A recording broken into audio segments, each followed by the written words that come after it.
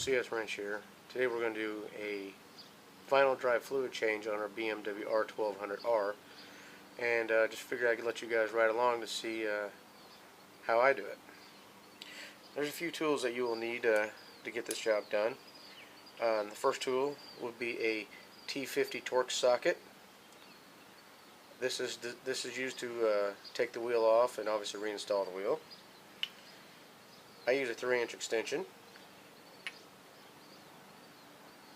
a 6mm hex socket or Allen socket, depending on name brand, drive ratchet,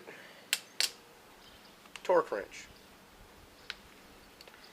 On my bike, luckily, I've already changed the muffler, so I do not have to take the original muffler off to get the wheel. You can get the wheel off with the original muffler on it, but it's kind of tight, and you have to normally unbolt the bolt from up top to just give you a little bit of extra room. Some guys take it all the way off, some guys leave it on. When I did it with the original muffler on there, I left it on and was able to sneak it in and out of there. Makes it a little bit more difficult, but it's better than having to jack around with the exhaust. So after I get all my tools collected, I normally like to use a pair of rubber gloves. They help keep me clean. Most gear lubes smell bad, so if you get it on your skin, even after washing, you can still get the remnants of the odor. So that helps me take care of that. I don't have to worry about that. My wife doesn't like the gloves. The black gloves, I should say. She don't like them because she says it makes me look like a hitman or a serial killer, and they creep her out. So I really especially like the black gloves, because who doesn't like creeping your wife out from time to time? A little bit of background about myself. I am a ASC master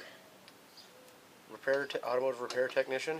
I don't have any motorcycle training, but basic fluid flushes and basic assemblies and stuff like that I can replace. No problem. Stuff that doesn't require specialty tools and all that jazz is not an issue. And most of the stuff is fairly easy if you have any mechanical knowledge whatsoever. At first I was intimidated by it, and then I've had the fuel tank off of this thing and everything, and they're relatively easy to work on. So now that I got the wheels off, the wheel bolts out, we'll take the wheel off. She slides right off. One thing you will want to do is check the mating surfaces. Make sure they're clean for reassembly. So you won't want anything in between there. Another thing I do for a little bit of extra safety is I put a jack stand underneath the swing arm. The bike's perfectly capable of standing here by itself without any help or any extra support. But the way my luck would run, I would be doing this, and the next door neighbor kid would come along and lean on the bike. Hey, CS Wrench, what are you doing? And then the whole thing would go over on us, and that wouldn't be cool. So here is our fill plug, marked with this white paint inspection dot, and right underneath you can just see the bump on the silhouette as the drain plug. Both of those take a 6mm hex socket or hex wrench. I like to use a graduated cylinder, measuring cup. You can get these cheap at any dollar store or something like that. As you can see, this one here is pretty beat up. I've had some stuff in it. Obviously I don't reuse the fluid that ever goes in there, but it gives you a base idea of how much was in there, and be able to check the fluid quality and stuff like that without getting muddied up with other stuff. So we're going to start by taking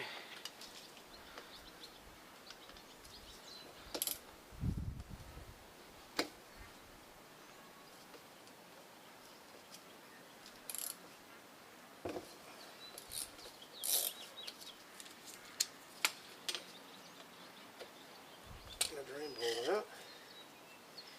And these don't hold too much, so you don't have to worry about it doing overfilling this guy. And you just drain it out. As you can see, mine, I've changed my fluid once before, And the first time I changed it, it looked awful. It was just absolutely disgusting. But this here is pretty darn clean looking. So that's good. It makes me feel good about myself. That the final drive isn't doing anything stupid. I changed the first time at 1,000 miles. I wanted to get all that braking fluid out. Just to make sure. I don't even know if it's necessarily braking fluid. I call it braking fluid because that's the fluid that the brake's in on. So we'll just kind of go with that. It's a little breezy in my shop today, so I'm getting slinging around a little bit everywhere. Man, as of right now, we are right at 200 milliliters. So it's not too bad. That's supposed to be. There's a little bit of confusion about the specs on the internet, being between 180 to 220. I'm not sure how you're going to get 220, and I'm pretty sure it would overfill it to the point where it just wouldn't hold any more in the fill plug.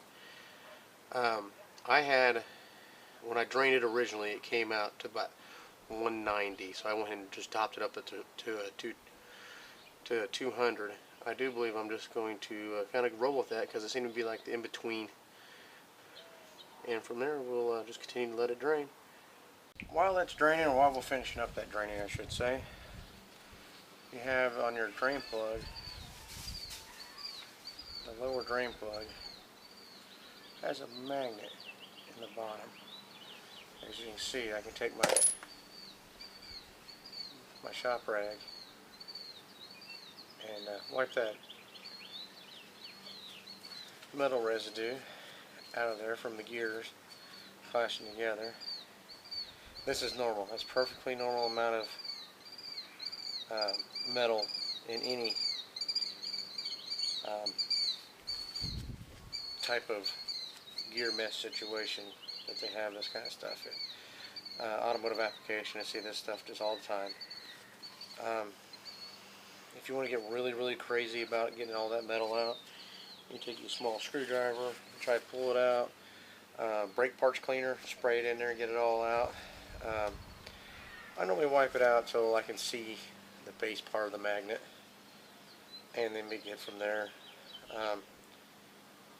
Like I said, some people go absolutely just berserk to get every last little speck of metal out of there. These things, they're sensitive, but they're not dainty little daisies. They can take a little bit of metal in there. So now that I got that mostly wiped out, we can put her back in there.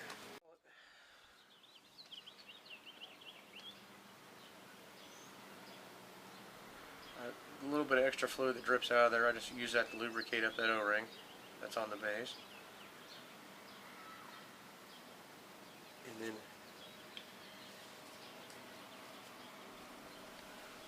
snug her up by hand.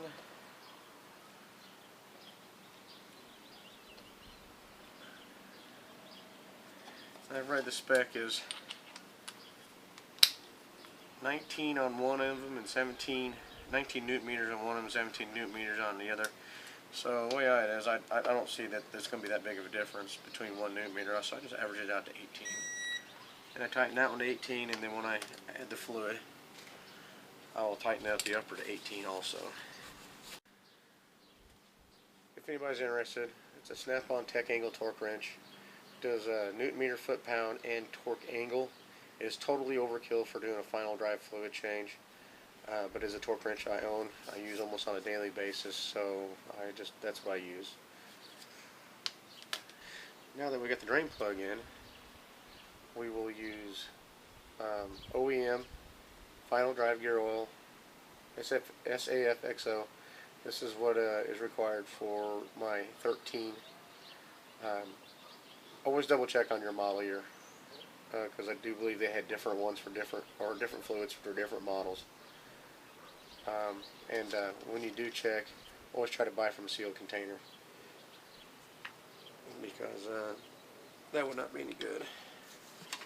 To get some used fluid, or even halvesies of different fluids mixed up.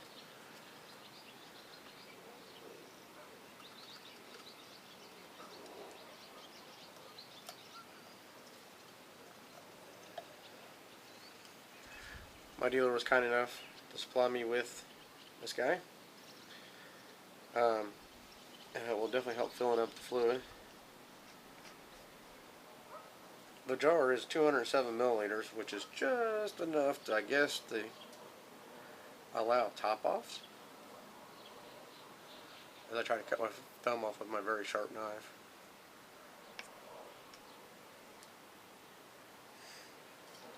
Always put your blade away, or it'll come back and bite you after you clean it. Survival knife for a fluid change, go figure, right? So now we just get to fill it up. Give you a little squeeze. Get it in there. Don't go too fast, or that's what happens. Maybe that's why you get a little extra fluid.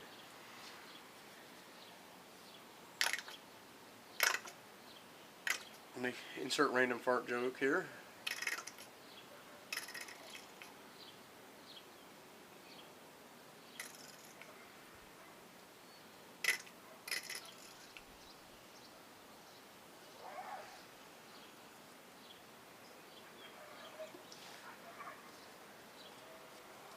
To get as close as I possibly can.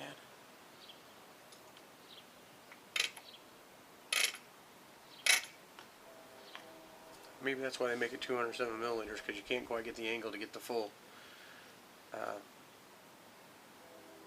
jug out. Because it's not quite a pint.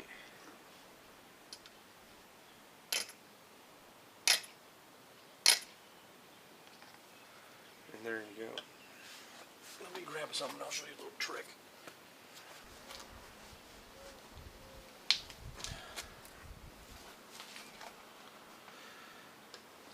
A little trick I do is I'll take a zip tie and I'll bend the end over 90 degrees.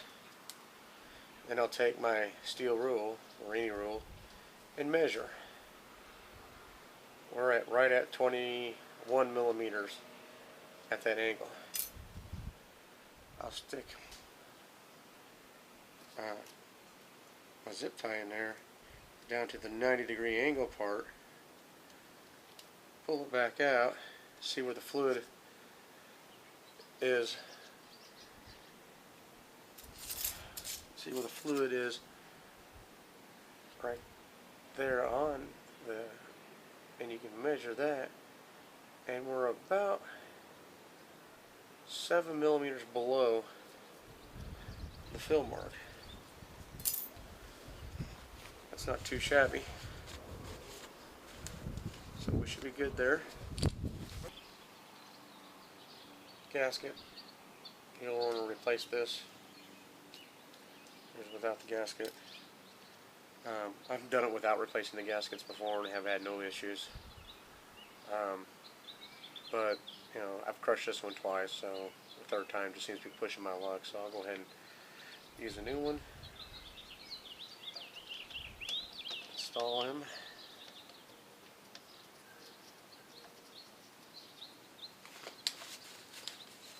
Wipe any residue off.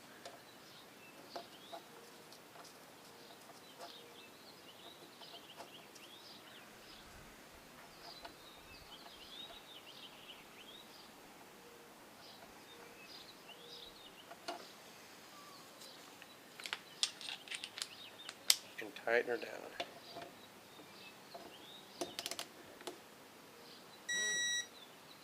Right there at 18 newton meters. Once you get it tightened down, wipe off the excess. I like to use brake parts cleaner. Spray off any residual, any that may have got on the brake rotor, because that would be no fun. And that would be that. Let her dry. No real reason to spray off with compressed air. Brake clean dries really fast. And that's that. Now all we're going to do is just reinstall the wheel. Sorry if I bumped that.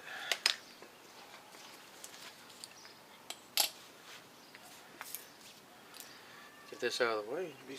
Knock that over.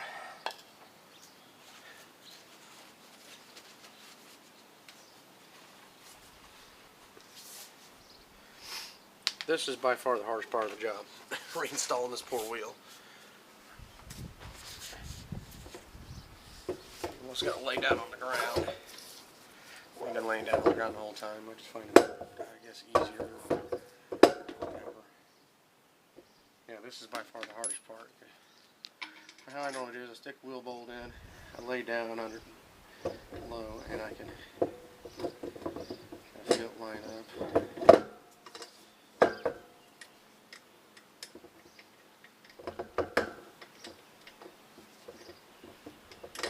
Oops, fell off. Ledge. I really should have put it back in gear.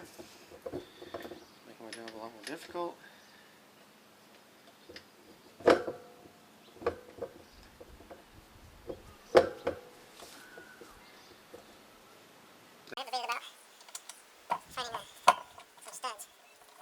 Same tool for the same thread. I'm just threading a couple of them to help me line it up, and then pull the studs out after I get a couple of them started. It don't take the tire off enough to work doing it. If I worked, I think between manufacturers that had these real bolts as opposed to loading nuts and studs, I would truly have a set. Some guys use electric impacts or stuff like that to do that, which is fine. I don't like beating up on these torches that much. I wouldn't be surprised if it did dealer level, just because it's faster. I would do it at my repair facility on my customer's car, so no reason why I shouldn't do it on my own other than the fact that it's just another tool I have to bring home. I usually do these repairs at work. I normally do. But it was some interest in getting this done. Seeing a video get it done. And it's just too loud where with the mic, you probably only hear the background noise. Now that those are all snug by hand, we need to latch this bad boy back in first gear to so the wheel won't turn while we tighten it.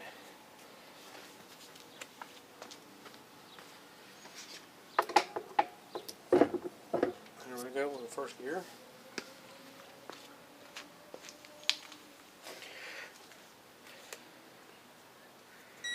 Like I said, we already checked when we took it off the mating surfaces. First pass, 50 Newton meters to seat the wheel. Make sure it's all the way tight against the flange. Tighten in a star pattern.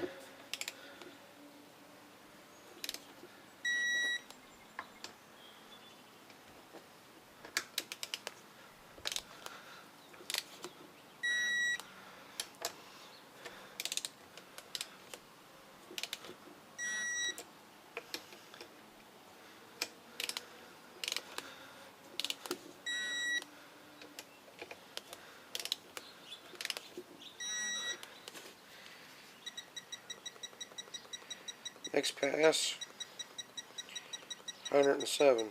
Unfortunately, I gotta hit this button 57 times to get there. I could hold it, but I always end up overshooting it.